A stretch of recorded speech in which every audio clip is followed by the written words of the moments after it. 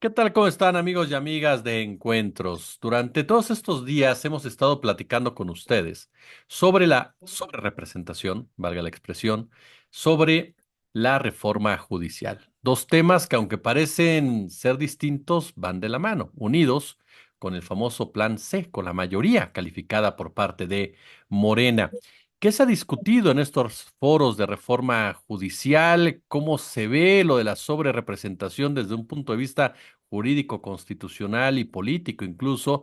Voy a platicar con un experto, con una persona que ustedes, si lo están siguiendo en X como su servidor, se darán cuenta la gran aportación que está haciendo a toda esta discusión desde sus diferentes aristas. Mi querido Andrés Reper, te saludo de verdad con muchísimo gusto y un honor que nos acompañes aquí en la comunidad.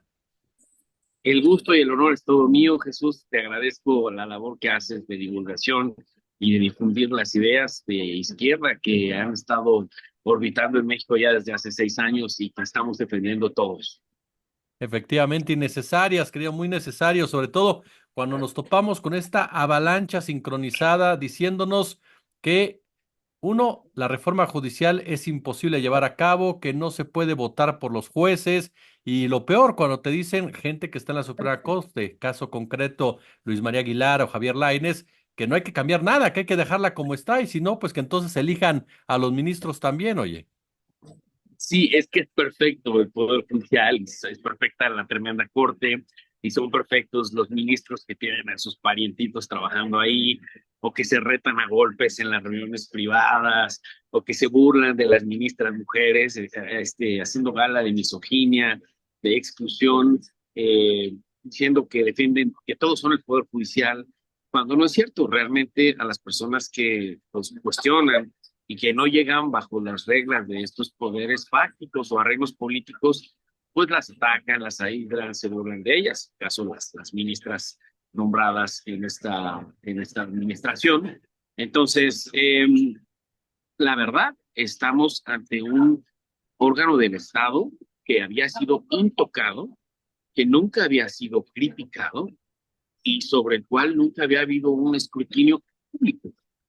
Esto es, la gente consideraba que eran una especie de tótems que estaban ahí en la corte, nadie sabía ni cuántos eran, ni quiénes eran, ni cuándo sesionaban, ni para qué tenían competencia, hasta que cuando Andrés Manuel de López Obrador, el presidente de la República, los empieza a criticar, se abre un frente más de controversia en contra del 4T, porque pues, son personas que defienden a poderes fácticos, a poderes económicos, al clero, a algunos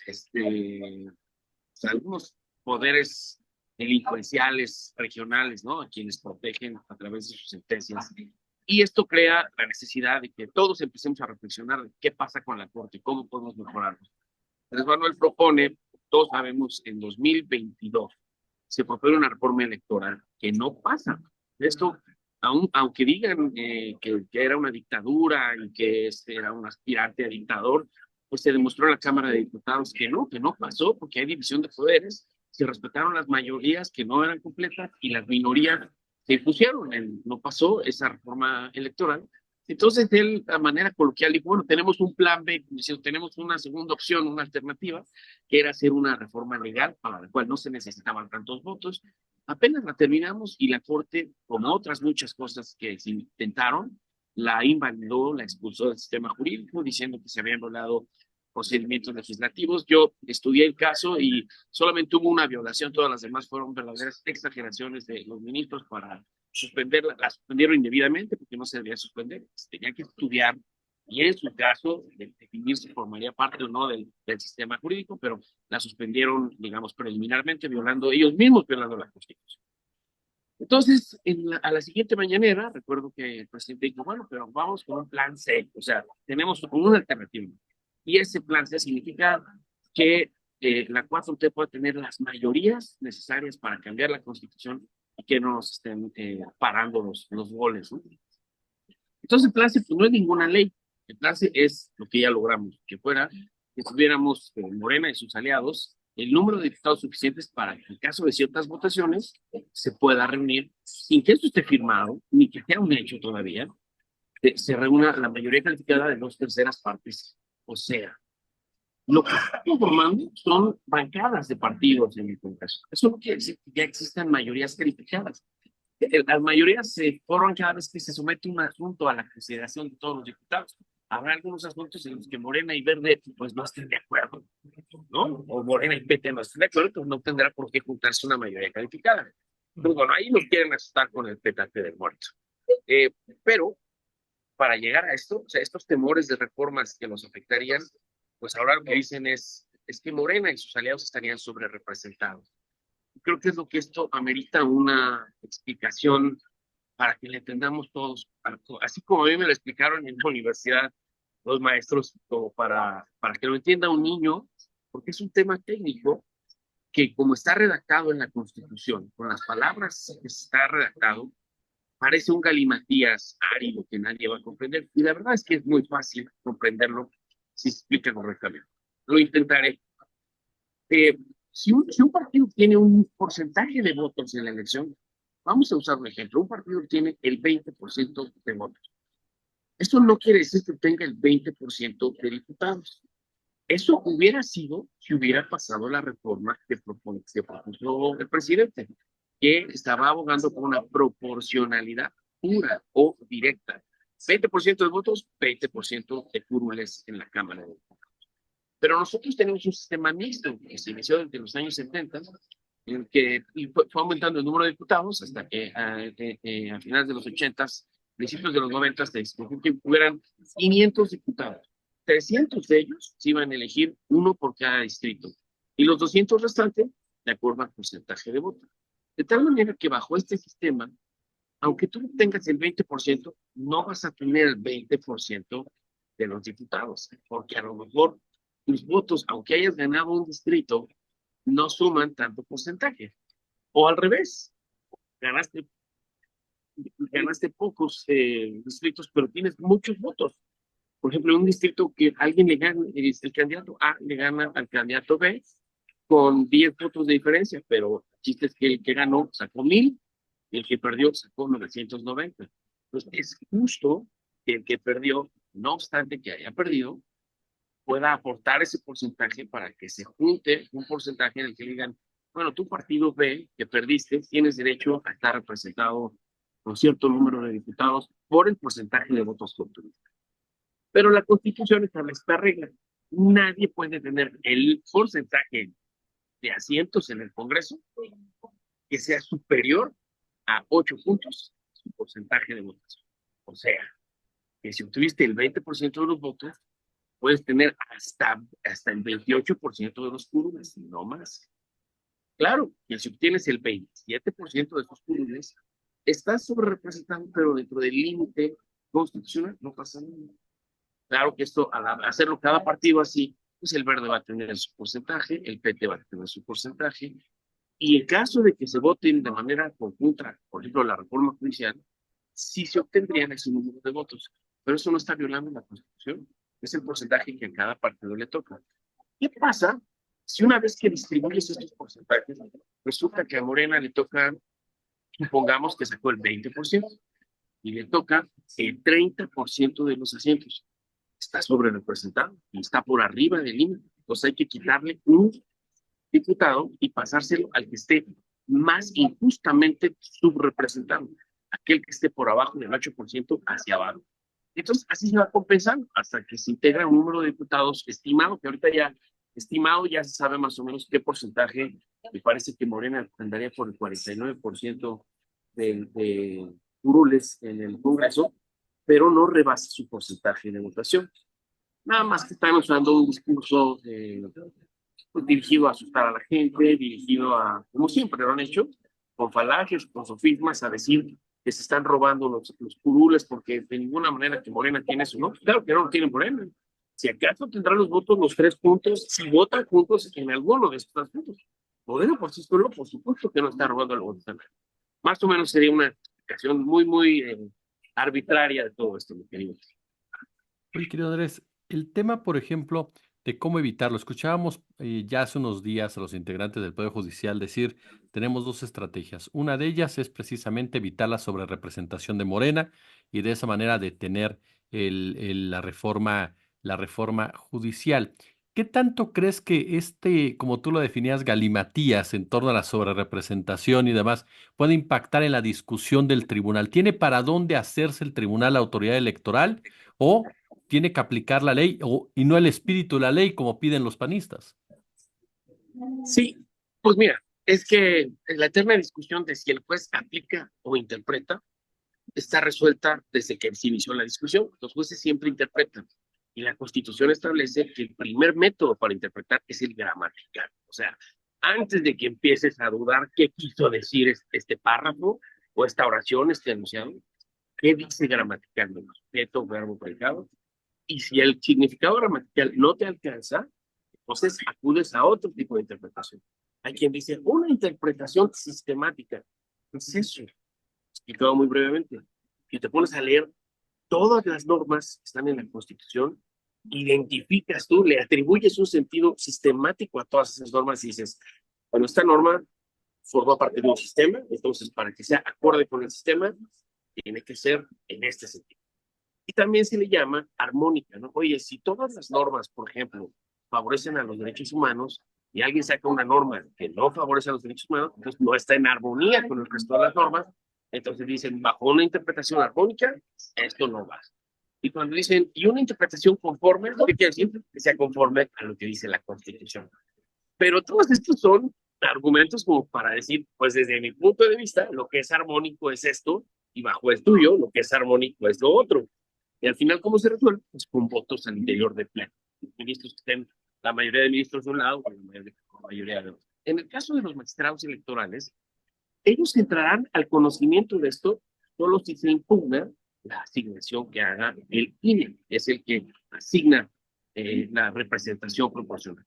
Obviamente, sabemos que la oposición impugnará y llegará a la sala superior del Tribunal Electoral y ahí ellos tendrán que aplicar una interpretación.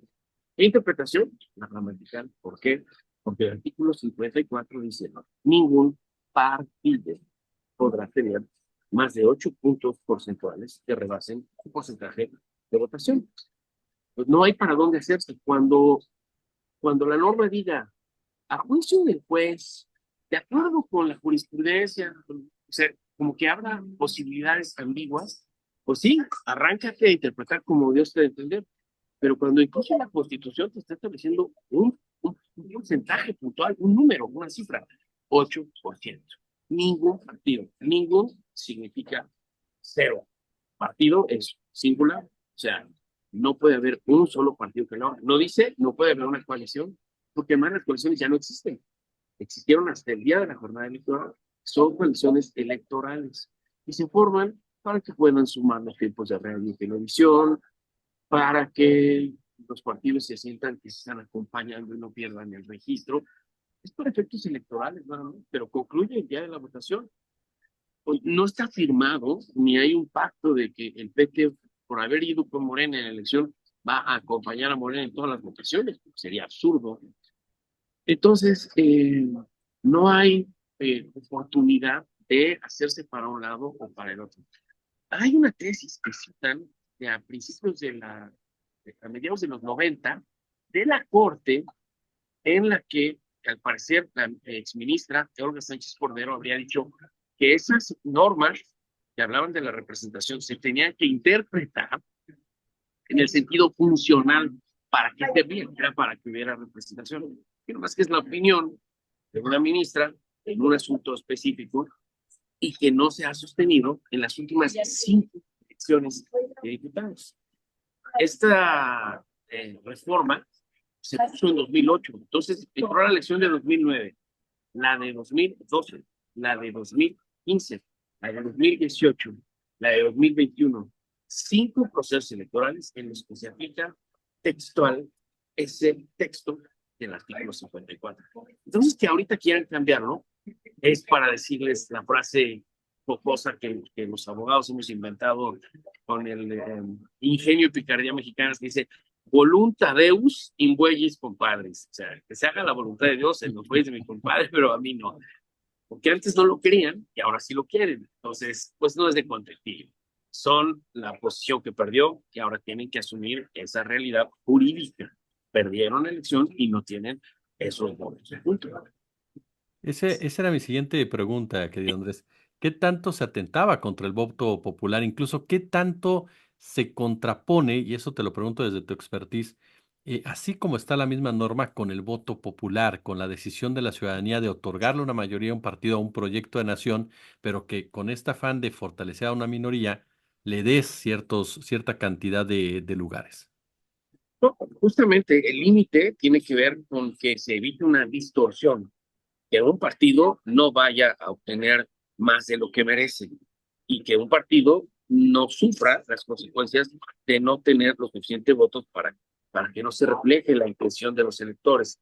La solución, la única solución directa y, digamos, matemática es que la proporcionalidad sea pura y que en las próximas elecciones, oye, el PRI sacó el 50% de los votos, que toque el 50% del Congreso, así de fácil.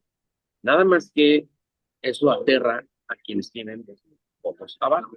La representación proporcional se usó en México a principios de los 70 para que la oposición de izquierdas, ¿no? Y también de derecha, incluyendo el PAN, tuvieran representación porque perdían todo, porque el PRI les hacía los fraudes, las trampas, y la gente no votaba por ellos también.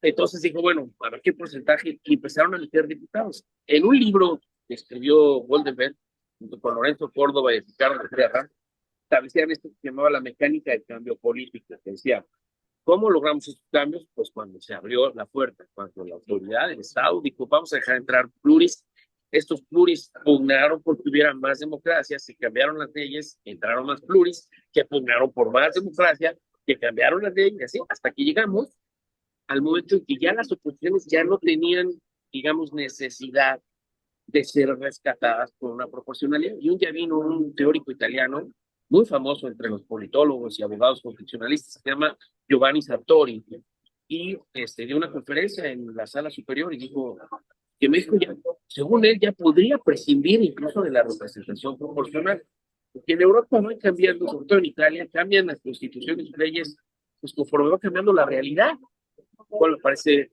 muy loable, ¿no? Yo no creo en las normas pétreas así inamovibles, con excepción de las que cuidan los derechos humanos, ¿no? De la vida, la libertad, todo esto. Pero todo lo demás pues, puede ir cambiando como cambia el sistema político. Entonces, estos límites son para evitar que alguien, digamos, se lleve más votos de los que deben. Pero siempre va a haber una distorsión, aunque sea mínima, porque ese porcentaje no es el adecuado, o sea, no es exacto el mismo porcentaje. Pero esta es la regla desde que existe el INE, esa es la regla. Oye, Andrés, el Poder Judicial, déjame recuperar un poco de ello. La reforma judicial, ¿tú cómo la ves desde tu expertise? ¿Consideras qué le falta, qué le sobra, en qué está bien, a dónde hay que profundizarle? Bien, creo que es el primer paso, pero es un primer paso que se encarga de un acto administrativo, que es la designación, la pura designación, y el acto administrativo de vigilarlos, o sea, el órgano disciplinario, digamos, ¿no? Eso no resuelve, puede ser, nada de la injusticia, ¿no? ¿Qué te puede, qué beneficios te presenta? Pues que tengas ministros y ya no se deben a los partidos, a estas camarillas, o al favor del presidente de la República, que es quien los propone. Estos ministros van a, primero, estos concursantes van a tener que pasar exámenes, porque hoy en día los ministros no pasan exámenes. ¿Sí? O sea, si a mí me propone el presidente y me vota el Senado, y a lo mejor yo nunca he juzgado ni he trabajado en política, llego, ya soy ministro de la Suprema Corte de Justicia. Eso es grave, porque tenemos ese tipo de sentencias y ese tipo de compromisos de los ministros con los poderes que los apoyan. Ahora tendrías personas que habrían concursado, que tienen que demostrar que son elegibles porque cumplen los requisitos, pero también son idóneos. O sea, que aparte de ser abogados, pues ya trabajaron a lo mejor como juzgadores, aunque haya sido en un tribunal local, o a lo mejor han sido litigantes, como el propio Saldívar. Él era litigante, bueno, famoso, constitucionalista, y llegó a la corte. Y había otro que era académico, como Cosío, y todo el mundo decía, no, pues que va a ser un académico, y resultó que, aunque a mí me cae mal, y me parece que ahora ya lo perdimos, pero fue un buen ministro, argumentaba muy bien. Entonces, creo que lo que vamos a tener ahora es unos finalistas revisados por un órgano que sea un comité, como cuando hicimos el comité del INE, que revisábamos currículums, ensayos, entrevistamos a los aspirantes. Y esa es la otra parte. que ahora ya, además de cumplir con un perfil jurídico, pues la gente va a poder ver un perfil ético. Y esas entrevistas se van a publicar en YouTube, en noticieros como el tuyo, y la gente, el pueblo va a poder saber qué respuestas da cada uno de esos aspirantes. Y creo que valdrá la pena preguntarle, ¿qué opinas de la palabra izquierda y derecha? ¿Qué opinas de Porfirio Díaz? ¿Qué opinas de los niños del ABC que murieron quemados? ¿Qué opinas del caso Florence Cassés? ¿Qué opinas de cuando la Corte suspende leyes indebidamente? Y escucharemos su criterio, o nos mentirán, ¿no? Cualquier persona que en una entrevista de trabajo quiere quedar bien. Y es que no es el sistema perfecto, ni es la panacea. Es un nuevo modelo que debemos intentar para ver si así tenemos ministros, jueces y magistrados que sientan una responsabilidad política frente al pueblo, porque además esos finalistas van a tener que hacer su campaña, entonces van a pararse frente a una cámara como tú y yo en este momento, y van a decir, pues, hola, soy Jesús Ochoa, yo soy, estudié 5 años de Derecho, he llevado cosas juntos y pienso que la justicia debe ser así.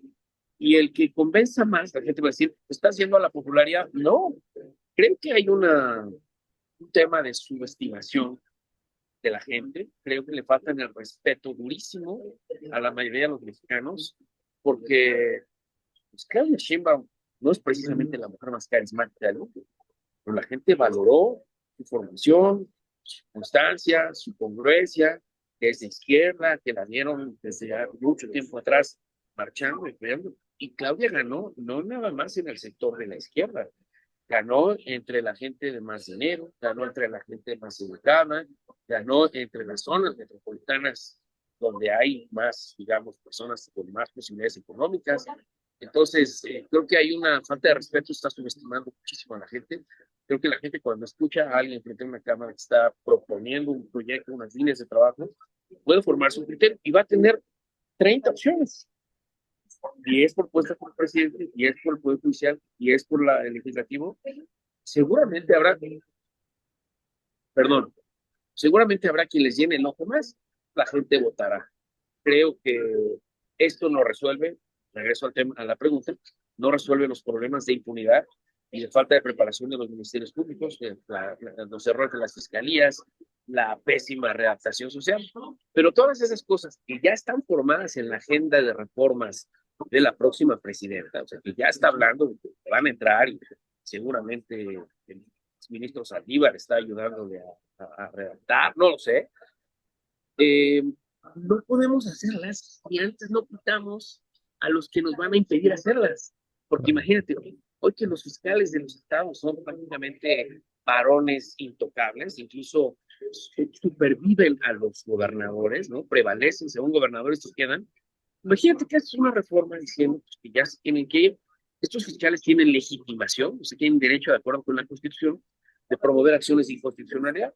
Más íbamos a tardar en imprimir el diario oficial de la Federación en el que dijéramos que estoy aquí, cuando ya la Corte estaría diciendo, no, eso no se puede, se invalida, esa no es una reforma constitucional, porque la Constitución, porque la certeza y te sacan todas las excusas del mundo, y por eso necesitamos primero quitar al cancerbero que no deja que nadie entre, y entonces ya podremos hacer reformas populares, razonadas.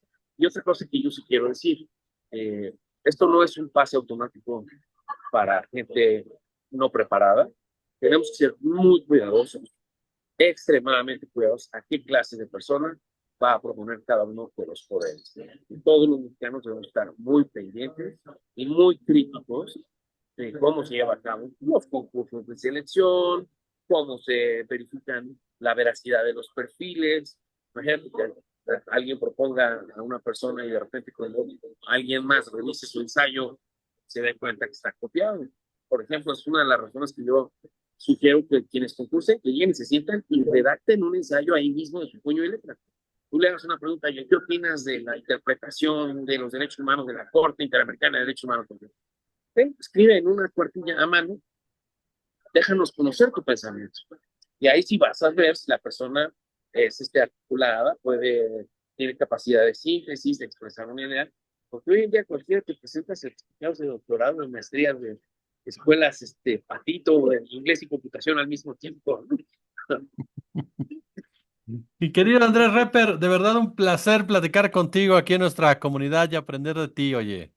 No, al contrario, es un honor. He seguido siempre tu trabajo, te Gracias. sigo en los videos de YouTube y a mí me da mucho gusto que haya muchas personas interesadas en contribuir con opiniones, que busquen opiniones, pues ya no de los de siempre, sino de otras personas que nos gusta y que conocemos los temas. No somos expertos, pero queremos participar con nuestra opinión para enriquecerlo, que haya una audiencia que esté dispuesta a escucharlo, personas comunicadoras como tú que escojan esos temas para que sean parte del debate y nos estamos democratizando, estamos construyendo ciudadanía. Entonces, te lo agradezco, el honor y el gusto es mío.